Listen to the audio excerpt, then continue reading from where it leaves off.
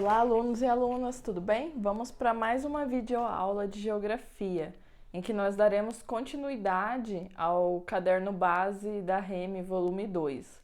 Bom, só para relembrar, na última videoaula, nós estivemos falando sobre a internacionalização mundial aí, do comércio, do capitalismo, relacionada à globalização.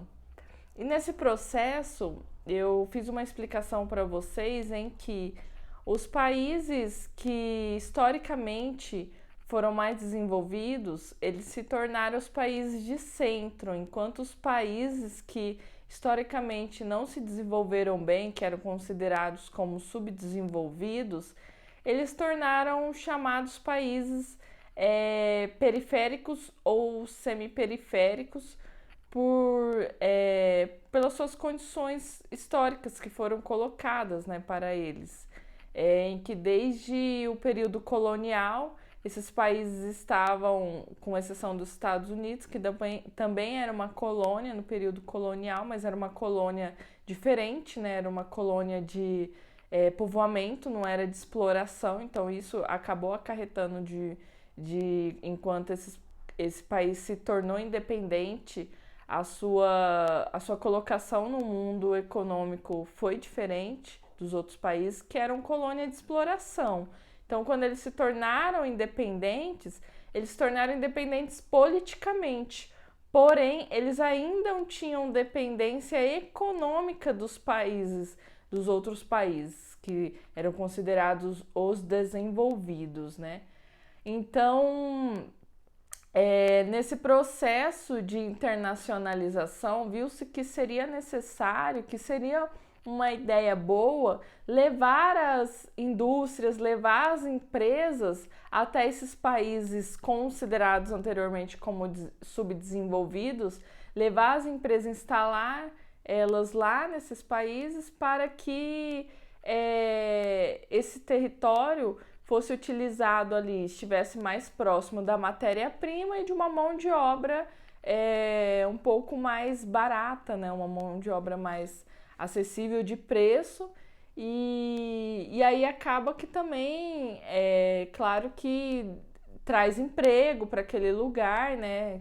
Desenvolve de uma determinada forma aquela região. Então, esses países que anteriormente eram subdesenvolvidos e que recebem essas empresas em seus territórios, eles não podem mais ser considerados subdesenvolvidos, até porque agora eles têm indústria acontecendo dentro do país deles. Claro que aquela indústria que está acontecendo dentro do território deles não é uma indústria, não é uma tecnologia, não é uma criação deles. Veio de um outro país e foi instalada ali, mas não dá mais para considerar como subdesenvolvido. Então é uma economia emergente, é uma economia que está em desenvolvimento. E aí esses países que têm a indústria, que a indústria foi instalada ali lá dos países centrais, é considerada como semiperiféricos. E os países que acabam não tendo desenvolvimento algum ainda ficam sendo considerados como periféricos. Então, é possível que exista indústrias em países que anteriormente são considerados como subdesenvolvidos. É possível que isso aconteça sim. Então, nesse processo de busca de estar próximo da matéria-prima, em busca de uma mão de obra mais barata, então é possível que isso aconteça sim. Então, essa explicação pode estar ajudando aí no desenvolvimento da atividade dessa semana. Para além disso, a gente vai estar fazendo análise de alguns mapas, tabelas aqui, que é das outras atividades dessa semana. Então, eu vou estar dando só umas dicas de análise aí desses elementos. Então, vamos lá, aqui o caderno base da REME, volume 2, que é o que nós estamos trabalhando atualmente. Então, vamos para a página do livro aqui. Então, ok. Aqui a gente tem um mapa em que ele traz algumas informações acerca das empresas transnacionais. O que é uma empresa transnacional?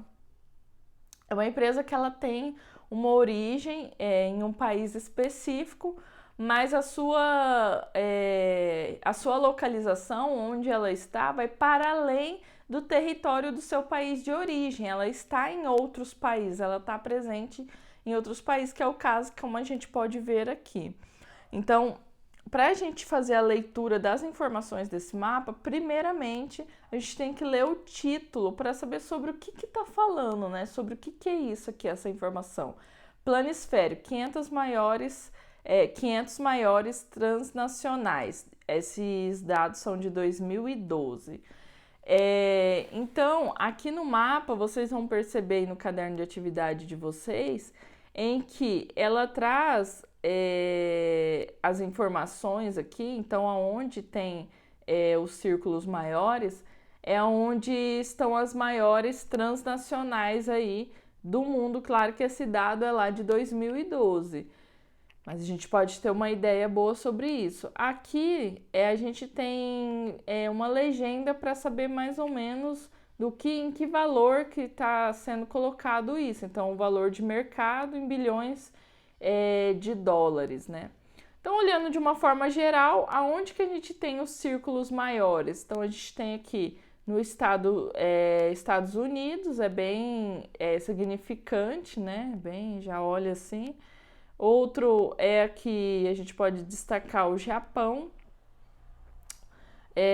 Do mesmo tamanho do Japão, a gente pode destacar o Reino Unido, a França. Logo depois, a gente pode destacar a Alemanha, a China, aqui a Espanha também, a Rússia. A gente pode também colocar o Brasil aqui, que colocação que tá. Então, aqui a gente consegue perceber em relação a isso, perceber esses dados. O outro mapa em que nós vamos observar aqui, deixa eu centralizar ele aqui, é sobre a origem das transferências dos jogadores brasileiros para a Superliga Chinesa. Então, esses dados são de 1994 e 2016. Então, aqui a gente vai perceber onde tem o círculo maior, o número de brasileiros que saem daqui do Brasil para jogar na Superliga Chinesa. Aí o que acontece? A gente percebe que em um destaque aí com outro país, o Brasil é um número muito maior de saída aí de jogadores para esse destino. Então a gente pode perceber isso. Então, dado esse dado, vamos pensar. Essas pessoas que vão jogar na Superliga Chinesa, eles vão forçados? Eles estão sendo forçados aí? É uma migração forçada? Eles estão fugindo do Brasil por alguma coisa? Não, né? A gente acredita que é uma diversidade de possibilidades aí que faz a pessoa ter esse interesse por migrar. Então, interesse de desenvolver ali no esporte, no trabalho, né, da pessoa que é o esporte.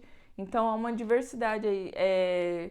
Talvez receber uma proposta, né, de salário que é interessante porque a pessoa busca. Então, não é um tipo de migração aí, um tipo de migração considerado forçado. É um tipo de migração, vamos dizer assim, por escolha, né? Bom, aqui a gente tem um gráfico. Nesse gráfico, a gente tem os dados sobre geração de energia elétrica dos Estados Unidos de 1980 a 2040. Então, aqui a gente vai perceber que os dados desse gráfico, eles são até 2016. De 2016 em diante, são projeções de como poderá ser, cria-se ideia de como veio, como poderá, projeta de como poderá ser, né? Então, a gente pode perceber que os dados eles estão organizados aqui na parte horizontal em anos e na parte vertical em bilhões de quilowatts, que é a unidade de medida para energia, né? Então aqui a gente vai perceber que esse primeiro aqui é o carvão mineral. Então a gente percebe aqui um aumento, né, do uso do carvão mineral enquanto fonte de energia elétrica, mas que esse uso aqui ele vai diminuindo, né? Aqui, pós 2016, há uma projeção de um pequeno aumento, aqui mais ou menos em 2020, e posteriormente ele volta a decair. A energia, esse risco aqui mais escuro, esse aqui vocês podem acompanhar, seria o de energia nuclear. Então a gente percebe que vai tendo um aumento e aí ele diminui um pouco e estabiliza, né? Vai diminuindo um pouco, mas fica ali estável nessa linha. Aqui, essa linha que ela vem junto com outra aqui, mas que ela tem um aumento, seria o gás natural. Então, a gente percebe que ela vem aqui de menos de 500 bilhões e tem um aumento em 2016, diminui, mas tem um aumento. Então, a gente percebe que nos Estados Unidos, o gás natural aí é uma fonte de energia muito utilizada, né? Que teve um aumento grande e a tendência foi ter o aumento, né?